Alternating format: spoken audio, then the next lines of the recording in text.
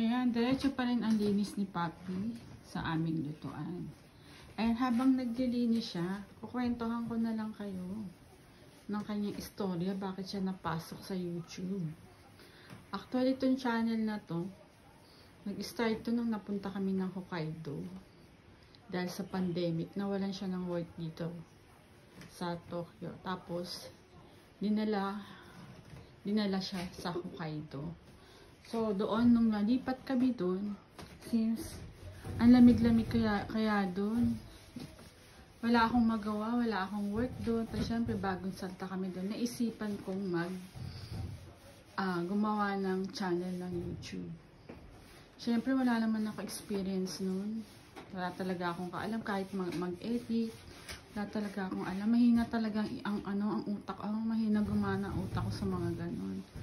So, pero nag-try pa rin ako kahit walang edit yun. Para lang may mapaglibangan ba. Nung una okay. Kaya lang syempre, since wala ka namang alam sa mga ganon. Kaya hindi ko rin natuloy. Tapos after 1 year, bumalik na kami dito. After 2 years pala, bumalik na kami ng Tokyo. Tapos nakapasok ako dito, sa work dito. Kaya lang, talagang hindi ko, nasa isip ko pa rin yung pag-YouTube. Lalo na pag nakikita ko yung mga nakasabayan ko yung mga time na yun. Ang lalaki na ng channel nila. Ngayon wala talaga ako may ano ka ikaw content ko para gumana man lang sana itong channel namin. Tapos siya, mahilig ako manood sa YouTube. Minsan nga doon na lang naubos yung oras ko eh. Nakikita ko meron doon mag-asawa. Okay. Ang galing nila. Talagang lumalaki yung channel niya. So naisip ko, sabi ko, content ko kaya to. Kaya lang to ayaw niya eh. May pagka-conservative.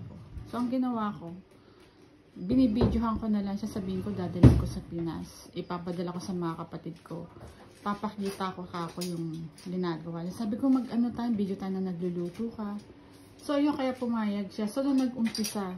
Tapos napansin ko rin, sa channel ko, pag siya ina-upload ko, ang daming views. Uy, sabi ko, uy, chance ko na to ah.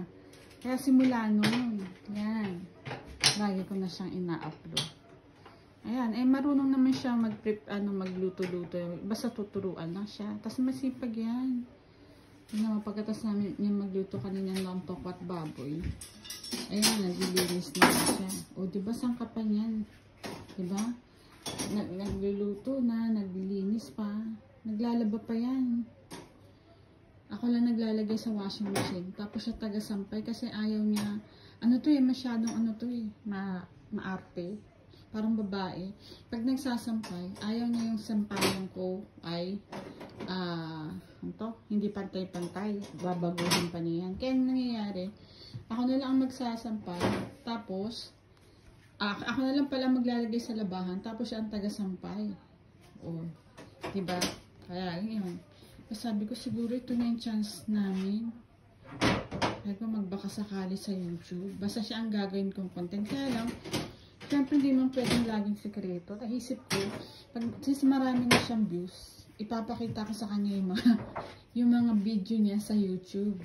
Sabi ko, ayan, matataas na yung mga views mo. Sakali pumayag siya, edi mas maganda, magiging open na yung pag-YouTube ko. Oh.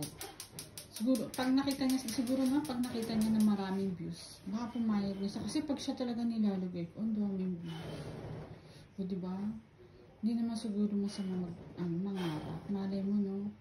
Kaya ito, pinuwentuhan ko na lang kayo habang naglilinis siya sa aming kusina. Yan. So, ayun po. Sana pagka pumayag na siya na talagang alam niya na nag-YouTube siya.